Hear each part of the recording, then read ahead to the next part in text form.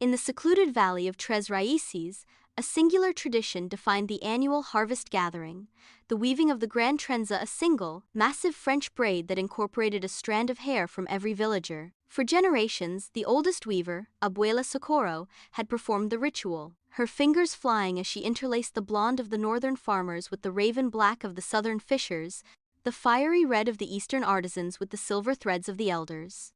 The braid was more than symbolic, it was believed to be the literal binding of their collective fortune. A neat, tight braid promised a prosperous year. A loose, fraying one foretold strife. This year, Socorro's hands were too stiff with age to braid. The duty fell to her granddaughter, Valeria, a restless soul who longed for the disconnected cities beyond the mountains. She saw the ritual as a quaint, cumbersome superstition. As Valeria began, her mind was elsewhere, her motions rushed and impatient. She tugged strands too tight, overlooked others. The resulting braid, while superficially impressive, felt unstable, its tension uneven, its pattern flawed. The villagers cheered nonetheless, but Socorro's eyes clouded with worry. Weeks later, discord erupted. A dispute over water rights between north and south turned bitter. The fishing nets tore inexplicably. The pottery kilns cracked. The valley's harmony unraveled as quickly as Valeria's careless braid seemed to sag on its ceremonial pole. Shamefaced, Valeria confronted her grandmother. "It's my fault, isn't it?" Socorro gently took her hands. "The braid doesn't create the fortune, mija. It reveals the heart you wove without listening.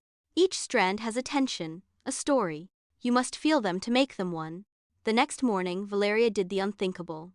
She asked for a second gathering. This time, as each villager gave their strand, she listened. She heard the farmer's worry about drought, the fisher's pride in his craft, the elder's memory of a past conflict.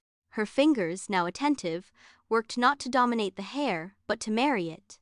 She wove forgiveness into the pattern, understanding into the underpass. The new braid was a masterpiece of resilient unity.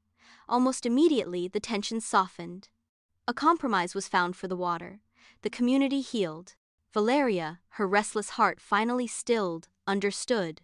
The braid was a mirror. To weave it well was to see, truly see, the interconnected life of her home. She would never look at a single strand the same way again.